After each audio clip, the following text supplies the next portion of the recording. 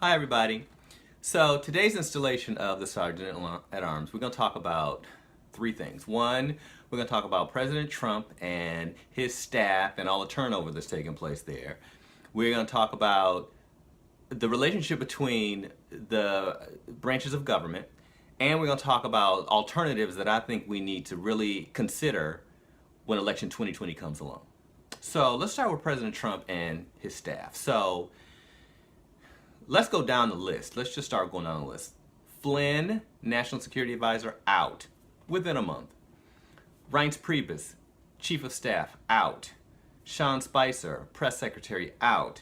Steve Bannon, Chief Strategist, out. Which, that wasn't really a role anyway. That was just one of those made-up roles that President Trump decided, oh, let's make up a role instead of employing what was already in place. Now, I think what makes sense in this is he put all these people in place who didn't have a whole lot of experience in public service. I mean, Flynn had been a part of the military. Okay. Military people generally do well in politics, but I think he just kind of didn't understand, like a lot of them don't understand, the protocols that you must have when you're a part of the White House. A lot of them don't, including the President of the United States. Reince Priebus, he had been RNC chair, Republican National Committee chair. But even when he was, RNC chair, I just kind of felt like he's professionally immature. I just saw a lot of immaturity in him. So for him to become the chief of staff, I didn't see how that could be effective because I can't imagine people would respect him at all or respect anything he said. Apparently that was true. Sean Spicer, I thought he was the wrong choice from the beginning because you can't be shrill. And Sean Spicer's problem is he's shrill. So he sounds like he's yelling or he's on edge or something's just kind of bothering him. When he talks normally, naturally, he seemed just kind of nervous. He was not the right person for that role. Sarah Huckabee Sanders, she can lie with the best of them. I mean, I watch her talk and I'm like, she is deadpan. She is answering these questions and not blinking. She's the person for that role in the Trump administration for sure. That's not to say that she's the last press secretary because, the thing that I want to reiterate is most presidents go through lots of different people. Like press secretaries, there's a history of press secretaries coming and going. There's a history of chiefs of staff coming and going. So John Kelly is the most recent chief of staff. It appears like he's going to be able to do some good work there despite his boss.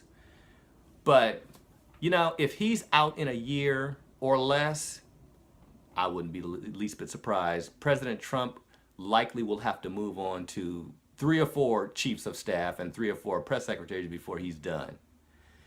And the Steve Bannon question, well, let's just skip that because, that was a nonsensical appointment to begin with for any number of reasons. But, what we're not going to blame President Trump for is turnover in his administration. All presidents have turnover in the administration. What we are going to blame him for is it happening within 9 months of him being sworn in.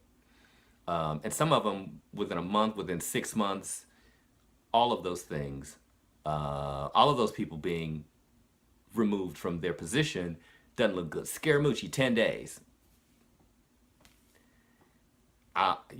That was just kind of a, why did you even make that choice? Because he clearly had no experience in government, in the White House, with political protocols, none of that. So, wrong person, completely wrong person. But then, let's talk about the issue of loyalty, which we know President Trump says one day the moon is blue and the next day, no, it's green. So, for him to have said, when James Comey was testifying, oh, I've never asked anybody to be loyal to me, we all know that that was not true because 3 months prior, when he was interviewing people for whatever position they were going to be in, he was asking them, I expect loyalty. And he point blank told us, I expect loyalty from the people that work for me. So I think the people who have been appointed in his administration kind of bought that and towed that line of loyalty and still ended up out on the street. So Let's skip that altogether. Now let's move over to the relationship between the branches of government. So executive, legislative, judicial. The legislative, let's talk about legislative and executive, because that's the president and the Congress. Somehow, President Trump thinks that the Congress works for him. I'm going to say that again. Somehow, President Donald J. Trump thinks the Congress works for him. It doesn't dawn on him that the Congress works for us. Congress works for us. We elect them. I mean, for that matter, President Donald J. Trump works for us. We elected him. And he says things like, you know, we should be doing this for the people. Okay, but I don't think he really believes that. In his mind, he's thinking, we're doing this for me because this is what I want to do. And I think we've all started to get comfortable with the idea that Donald Trump does whatever Donald Trump wants to do. And it's about him and nobody else. Not a voter, not the Congress, who's independent from him, not the judiciary, none of it. But one thing that came up recently is that there has become bad blood between him and Mitch McConnell. There has not become bad blood between him and Mitch McConnell. It was bad to begin with. I mean, all through the primaries, all through the election cycle of 2016, Mitch McConnell stayed out of it altogether. People would ask him questions of, what do you think about Donald Trump? And this is after he was nominated, and Mitch McConnell wouldn't say anything. Because Mitch McConnell has never been on Team Trump, ever. And so now that he's the president and Mitch McConnell is the Senate Majority Leader, they have to work together. And I don't think they have been. And now that things have gotten to a point where nothing's happening in Congress, nothing's happening in the White House, somehow journalists have decided, oh, let's call this a war between Mitch McConnell and President Trump, or a war has developed. Ain't no war developed.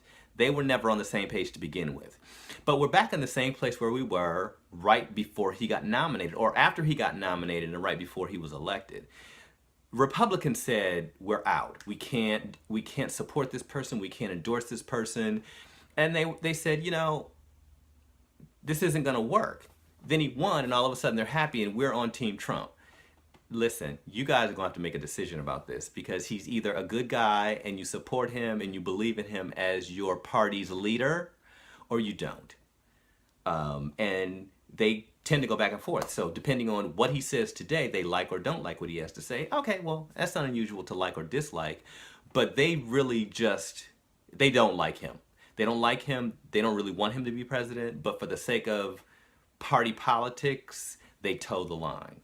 Not a good idea. So here's my suggestion when we roll into election 2020. President Trump likes to say, oh, I'm not a conventional president. I do things differently. Why do we have to do things the way they've always been done? I'm going to shake things up. Okay.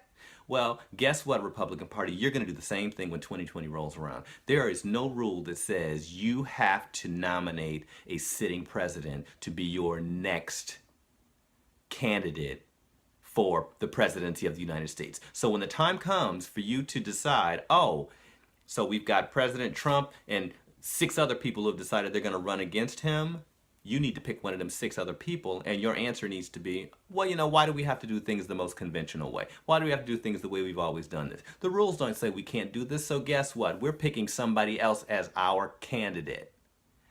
That's what you need to do, Republican Party.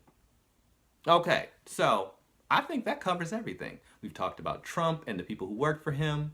We've talked about the executive and legislative branches and how they work together and not for each other.